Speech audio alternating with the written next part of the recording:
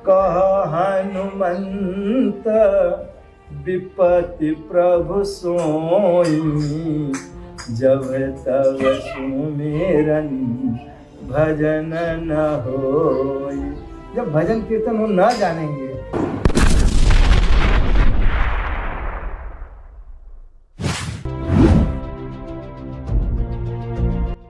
पहले राम राम चाचा। राम राम भैया, राम राम। चाचा बस एक छोटा सा पॉडकास्ट आपके साथ शूट करना चाहते थे, तो आज भगवान श्री राम के मंदिर में हम आए, तो एक विशेष रूप से आपसे मुलाकात हुई। कुछ 2 मिनट हम आपसे बात करेंगे। हमारे दर्शकों को पहले प्रणाम कर लीजिए एक बार। सभी को नमस्कार है, प्रणाम है बार बार। ठीक है चाचा, पहले तो हम आपसे ये जानना चाहेंगे कि जो बच्चे आज आपको देख रहे हैं, जो आप पहले जो बाल संस्कार केंद्र आप चलाते थे, तो उस बाल संस्कार केंद्र को चलाने के निमित्त आप जो बच्चों को ज्ञान देते थे, और जो वो ज्ञान तो आपने उनको दिया ही, लेकिन जो बच्चे आज वो बड़े हो गए हैं और जो बच्चे अपने सनातन को नहीं जानते, उनको आप क्या उपदेश देना चाहेंगे? भाई, सनातन के बारे में यही कहूँगा कि पहले अपने माता पिता को प्रणाम करना सीखो, और समाज में क्या बोलना है, कैसा बोलना है, वो खुद पे डिपेंड करना चाहिए। और सनातन तो हमारे ऋषि मुनियों, भगवान, सब लोग सनातनी हैं। गैर धर्म भी सनातनी है, लेकिन अगर उनके अपने धर्म के बारे में मालूम नहीं है तो अपन क्या कर सकते। एक छोटी सी हनुमान चालीसा अगर वो पढ़ ले, उसमें लिखा है सुमति कुमति सबके उड़ रही है। अब सुमति से विचार चलो या कुमति से, वो उनके ऊपर डिपेंड करता है। इतना तो ज्ञान लोग अर्जित करेंगे ही। जो लोग चाचा के हमारे बात से सहमत होंगे वो बिल्कुल कमेंट करें। क्या आप लोग हनुमान चालीसा पढ़ते हैं? अगर पढ़ते रहेंगे तो कमेंट में यस करके जरूर लिखें। तो चाचा, मेरा दूसरा सवाल आपसे ये है कि जो लोग हिंदू हैं, हिंदू होने के बावजूद भी हिंदुत्व का विरोध करते हैं, तो उनके लिए आप क्या कहना चाहेंगे? अपनी जड़ें अपने से काट रहे हो, क्योंकि माता पिता, दादा परदादा जब उनको नहीं जानते हो तो सनातन को क्या जाने। बिल्कुल बिल्कुल। जो अपने कुल खानदान को ही नहीं जानता है, और कुल खानदान से ही वो पल पोस के बड़ा हुआ है, तो जब कुल खानदान को न समझे, उसके जैसा अज्ञानी आदमी कहाँ है। बिल्कुल बिल्कुल। गीता है, रामायण है, कुछ तो पढ़ के समझो। 2-4 श्लोक पढ़ो। रामायण में लिखा है, हनुमान जी ने कहा है, कह हनुमंत विपत्ति प्रभु सोई, जब तब सुमेरन भजन न होई। जब भजन कीर्तन वो न जानेंगे, और हनुमान जी को न जाने, राम जी को न जाने, उनके जैसा अज्ञानी आदमी भारत में कहाँ है। बिल्कुल बिल्कुल। वो तो खाली पैसे के पीछे पड़े हैं। पैसा कितना भी आ जाए कम है। राम दुआरे तुम रखवारे, होत न आज्ञा बिन पसारे। पैसे से सब काम हो जाए। रावण के पास क्या था? सोने का अलंकार था, लेकिन सुख शांति नहीं था। इसीलिए वे बहुत मारा गया। आज भी हर दशहरे को दिया सलाई उसको लगा के पुतले को जलाते हैं। क्यों? उसके चर्चा करने वाले बहुत कम लोग, लेकिन जो हराम का खाते हैं, हराम के चक्कर में रहते हैं, जिसको बोलते हैं पराधीन, जो अपने कमाई से अपने को संतोष न कर पाए, उसके लिए तो भगवान ही माने। हम लोग तो रात दिन प्रयत्न करते हैं, भाई अपने सनातन में आओ, संस्कृति को मजबूत करो। कम से कम ओम क्रोम ह्रीं मां व्यवस्थताय धर्मराजा भक्तानुग्रह कृते नमः। आप जिस भगवान को बुलाओ वो भगवान भी मिल जाते हैं, और तुम्हारा धर्म भी बच जाता है। बस सही है। अच्छा, एक बात बताइए, क्या आपको लगता है कि भारत में गुरुकुल की स्थापना पुनः होनी चाहिए? आप तो भी उसी में से आए हैं। हम मंदिर में बाल संस्कार केंद्र जब चलाते थे तो आप आते थे, आकाश आता था, और नारायण आते थे, राजेश आता था, सब लोग आते थे ना।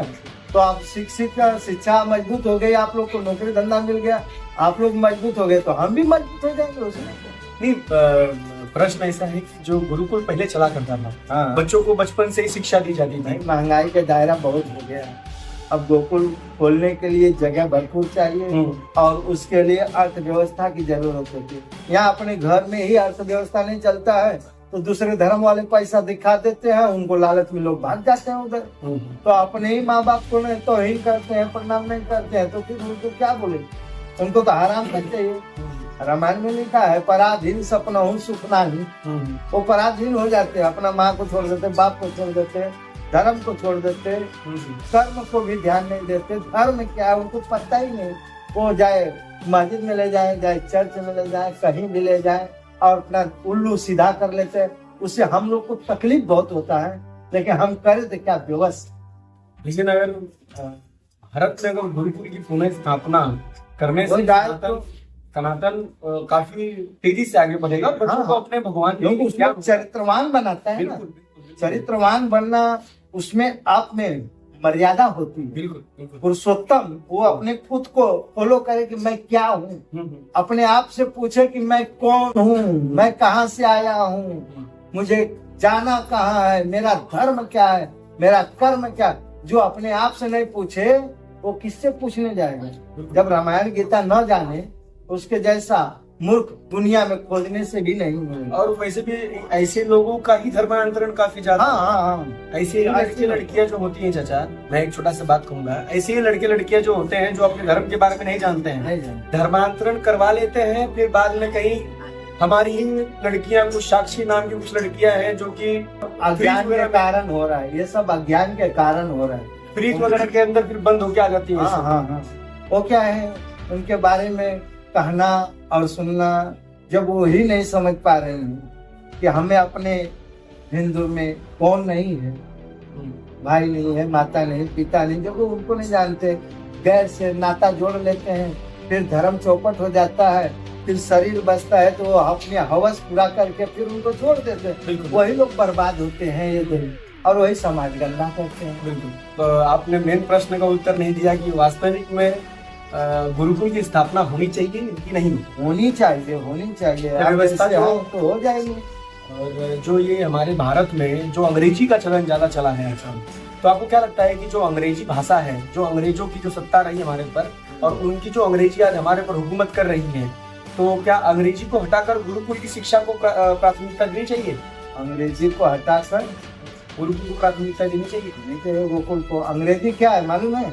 आप पढ़े लिखे हैं, समझदार हैं, मैं ज्यादा टिप्पणी नहीं करना चाहता हूँ। अपने समय प्रार्थना में समझाया जाता है कि तुम ही हो माता पिता, तुम ही हो बंधु सखा, तुम ही।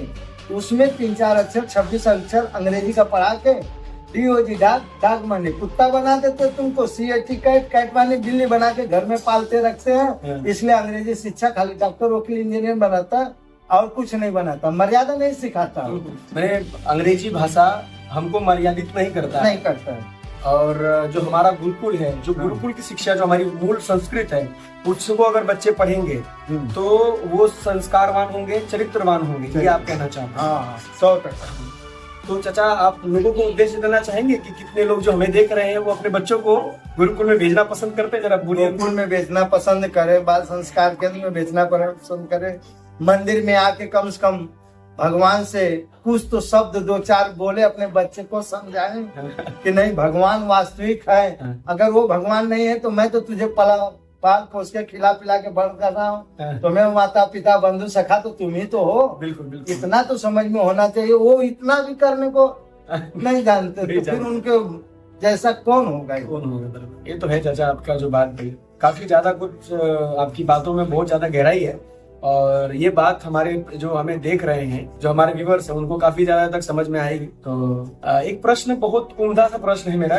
काफी लोग क्या करते हैं कि भगवान को मानते हैं लेकिन मंदिर नहीं जाते हैं और अपने भगवान में बिलीव रखते हैं कि हमारा भगवान है, लेकिन माथे पे तिलक नहीं लगाते। और वास्तविकता में मैंने भी नहीं लगाया हुआ तिलक क्योंकि समय का तंगी से थोड़ा। मैं मंदिर में आया हूँ, जस्ट अभी मंदिर में आया तो यहाँ पर कथा चालू हो चुकी थी, तो मैंने तिलक धारण नहीं किया है। तो शीशक भाई जाके कर तिलक लेकर चले आओ। आप तो दोस्त के फटक जाके तिलक लाओ, लगाओ। ये चीज फटक से लेकर आओ, वहाँ पे मंदिर पे वहाँ पे देखो, लेकर आके तिलक लगा दो ताकि हमसे एक मैसेज आए लोगों को, लोग जाने। थोड़ा सा ही लेकर आओ। चंदन है ना, पत्थर पे लकड़ी है, लेके आओ, नजर के लगा दिया। पानी है सर, ले आओ। हाँ पानी है ना, लेकर आओ। मंदिर में सब व्यवस्था है।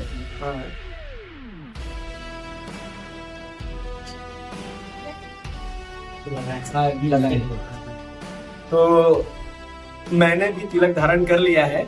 मैं क्षमा मांगता हूँ आप लोगों से कि मैं आने से पहले तिलक नहीं लगाया था। तो मंदिर में आने में थोड़ा विलम्ब हो गया। तो अपने रामायण में लिखा है कि छोटे से उत्पात हो तो बड़े से क्षमा हो।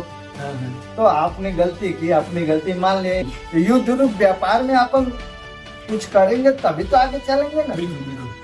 जब कर्म कुछ नहीं करेंगे और दूसरा बोलेगा उसका चूड़ा खिला, उसका चूड़ा खिला, वही खाएंगे, वही पिएंगे, वही रहेंगे, तो फिर उनको क्या आस्था रखेंगे? बिल्कुल बिल्कुल।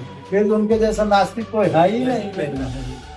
और ये बात जानकर काफी अच्छा लगता है कि हमारा जो सनातन धर्म है बहुत ब्यूटीफुल है, बहुत ज्यादा ब्यूटीफुल है।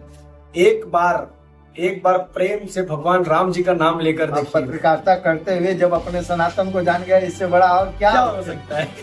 हाँ, तो शाखाएं भी तो होती हैं। शाखाएं अनेक है भाई। बिल्कुल बिल्कुल। सबसे बड़ा ज्ञान यही है कि अपने धर्म को जान जाए, अपने आप को जाने, अपने आप को जान जाए। मैं कौन तो आत्मा हूँ कि परमात्मा से जुड़ा हूँ। हाँ, इस शरीर मेरा हमेशा साथ देने वाला है कि नहीं देने वाला है। आत्मा अमर है, मरने के बाद भी सब लोग अमर रहे करते हैं। तो हम जीते जी अमर रहे तो क्या दिक्कत है? बिल्कुल बिल्कुल। चाचा एक है कि एक प्रश्न और है आपसे कि अभी हम आए यहाँ पर बैठे, हमने आसाराम बापू जी का जो गुरु जी हमारे, उनको हमने बैठकर सत्संग वगैरह हमने यहाँ पर किया, सुना हमने। तो जो लोग आसाराम बापू के बारे में गलत बोलते हैं, वो लोग आसाराम बापू के ऊपर गलत टिप्पणियां करते हैं, तो उन लोगों को आप क्या उपदेश देना चाहेंगे? रामायण में लिखा है कि जाकी रही भावना जैसी, हरि मूरत तीन देखी तैसी। वो भगवान और संत महात्मा महापुरुषों के बारे में नहीं जानते हैं तो उनसे क्या आशा रखा जाए? वो तो आशाओं के राम हमारे हैं, कहलाते हैं बापू प्यारे। बापू हैं योगी ब्रह्मवेता, कृपा विलासी जनगण नेता। आज के कुछ दिन पहले देखिए क्या परिस्थिति थी, अटल जी के क्या राज थे। जब अटल जी पहुंचे तो क्या प्रभाव आया, फिर प्रधानमंत्री का आशीर्वाद पाए और बन के दिखा देंगे। हम लोग बच्चे हैं, अकल के कच्चे हैं, फिर उनके सच्चे हैं। बिल्कुल बिल्कुल बिल्कुल। तो चाचा, जो लोग चाहते थे कि आसाराम बापू जी जेल में जाए और आखिरकार उन लोगों की मंशा जो थी वो पूरी हुई, तो आपको क्या लगता है कि सनातन के ऊपर बहुत बड़ा चोट पहुंचा है आसाराम बापू के अंदर जाने से? ये विधर्मियों का काम है। विधर्मियों का काम है कि अपना उल्लू सीधा करना। लड़ाई झगड़े करा के कैसा भी करके वो अपना उल्लू सीधा करते हैं। उनको अपना उल्लू सीधा करने में आनंद आया, इसलिए टारगेट बनाते हैं। तो सरकार से आप क्या मांग करना चाहेंगे? हमका सरकार अपना काम करे, उसमें हम क्या, हम तो उतनी औकात नहीं है कि सरकार से कुछ अपेक्षा करे या कुछ उंगली करे। नहीं, वो लोग अपने जगह पे अच्छे हैं। इतना ही है कि मतलब काफी लोग बोल रहे थे ऐसा, जो लोग आसाराम बापू के बारे में बहुत ज्यादा गलत टिप्पणियां करते हैं, जो लोग हिंदुत्व को मानते हैं, जो सनातन को मानते हैं, सनातन की जड़ें जानते हैं, वो लोग काफी ज्यादा अटर पटर बातें उस पर करते हैं। तो आप इन सारी विषयों पर, ये जो प्रश्न आप वो लोग उठाते हैं हमारे पर, उन सारे प्रश्नों पर आप क्या प्रतिक्रिया करना चाहेंगे? भाई, सूरज के ऊपर कोई कितना भी धूल उठा के फेंके, लेकिन सूरज है। ऐसा हम सनातनियों हैं। हम लोग के ऊपर कोई कितना भी मजा ले ले, हम लोग को फर्क नहीं पड़ता। वो तो है, बिल्कुल। एक चीज है कि चाचा, जितने भी हमारे सनातन को जानने वाले लोग हैं, अपने माता पिता का पैर नहीं छूते। उनको लगता है कि हम भगवान, अपना संस्कृति भूल गए हैं। हाँ, ठीक। जहाँ तक उनको अपने माता पिता के पैर पड़ने से ही भगवान की प्राप्ति हो जाती, लेकिन वो लोग अपने माता पिता का भी पैर पड़ना पसंद नहीं करते हैं। तो उन लोगों के लिए आप क्या कहना चाहेंगे? मैं तो यही बोलूंगा कि अपने माता पिता का पैर पड़ो, प्रणाम करो, उनको रोज उनका दर्शन करो। मरने के बाद तस्वीर लटका के क्या मिल जाता है? कम से कम जीते जी उनका आदर करो, जो हमें जन्म दिए हैं, पाले पोसे हैं। कुछ लोगों को चाचा तो माता पिता का पैर पड़ना ढोंग लगता है, तो उन लोगों को क्या कहना चाहेंगे? भाई, उनकी परिस्थिति, उनको ये अंग्रेजी कल्चर का काम है, बराबर। हाँ, उसमें सेकंड करना सिखाते हैं, अपना सनातन में प्रणाम करना सिखाते हैं, आदर करना सिखाते हैं। अपना संस्कृति बोलता है अभिवादन शीलस नित्यम, अपने से बड़ों का आदर करना सिखाते, जो हमारे, और अंग्रेजी नहीं सिखाती। नहीं सिखाती। जो हमारे गुरु प्रेमानंद जी महाराज हैं, वो यूथ को एक नई दिशा दिखा रहे हैं। भाई, तो 8 पुरुषों का यही काम है कि अपने सनातनियों को, भूले बच्चों को रास्ता दिखाए। तो जो भूले लोग हैं उनको आप क्या कहना चाहेंगे? और भूले लोग हैं तो धीरे धीरे आ जाएंगे भाई। एक उम्दा सा प्रश्न है, बहुत पूरा भारत पूछता है कि हमें भारत को अगर विश्व गुरु बनाना है तो सबसे पहला कदम क्या है जो हमको उठाना चाहिए? भाई सबसे पहला कदम ये है कि आप हनुमान चालीसा पढ़ो, आपको सब समझ में आएगा। अगर आप हनुमान चालीसा नहीं पढ़ते तो आप नास्तिक है ना। आप आस्तिक होना सीखो पहले। आस्तिक, बिल्कुल। आस्तिक किसको बोलते हैं? हमारे आस्तिक में तुलसी का पेड़ है, बट वृक्ष का पेड़ है, पीपल का पेड़ है। इनसे जो ओरा मिलता है, जो ऑक्सीजन मिलता है, यही माता पिता का आशीर्वाद से मिलता है। माता पिता का आशीर्वाद नहीं होता, उनके वीर से हम पैदा नहीं होते तो हमको ये नहीं मालूम पड़ता कि ये पेड़ क्या देता है। बिल्कुल नहीं, हमारे तो सनातन में हर एक चीज तो साइंटिफिक है, हर चीज के पीछे विज्ञान है। जाती रही भावना जैसे। तो हमारे चाचा से मिलकर हमें बहुत अच्छा लगा और हमने चाचा से बहुत सारे प्रश्न पूछे जो कि हमारे आने वाली यूथ के लिए और जो लोग हमारे सनातन को नहीं जानते हैं उनके भलाई के लिए ये वीडियो उनके लिए बहुत कारगर होगा। चाचा आपको बहुत बहुत धन्यवाद। कुछ अपने दर्शकों को कुछ कहना चाहते हैं? मैं सभी को राम राम, हरि ओम, हरि ओम।